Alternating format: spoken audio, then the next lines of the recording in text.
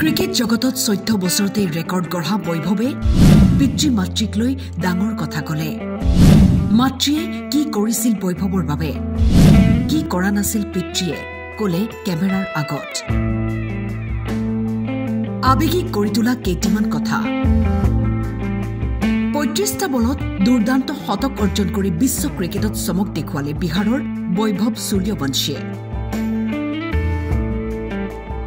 বৈভৱে ক'লে মাতৃয়ে কেনেকৈ পুৱতি নিশা ২ বজাতে উঠি টিফিন বনাইছিল সদায়। মায়ে যদি খোৱা বোৱাৰ যোগাৰ কৰিছিল, দেউতাই প্ৰেক্টিছলৈ নিয়াৰ বাবে ৰেডি কৰিছিল মোক। মোৰ সপোন যেন মা দেউতাৰ সপোন হৈ পৰিছিল। বৈভৱে ক'লে ভগৱানে সকলো দেখি থাকে, চাই থাকে কোনে কিমান পৰিশ্ৰম কৰে। যিয়ে কষ্ট কৰিব তেওঁ ফল পাবই। আজি আপোনালোকে যি সফলতা দেখি আছে এয়া মোৰ মা দেউতাৰ বাবে।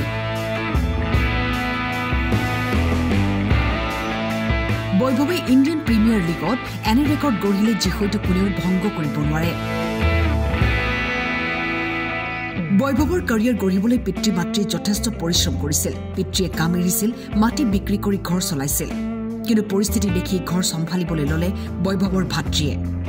পিতৃয়ে জানিছিল বৈভৱ সাধাৰণ খেলুৱৈ নহয়। এয়া বৈভৱৰ আৰম্ভণিহে।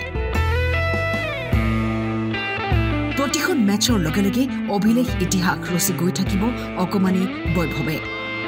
দেশবাসী সাক্ষী হৈ ৰব এজন মহাতাৰকাৰ।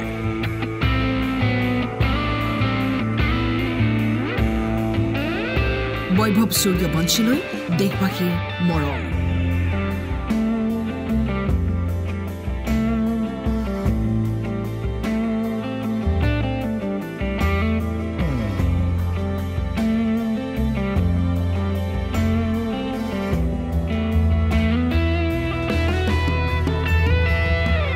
News Desk, Time 8.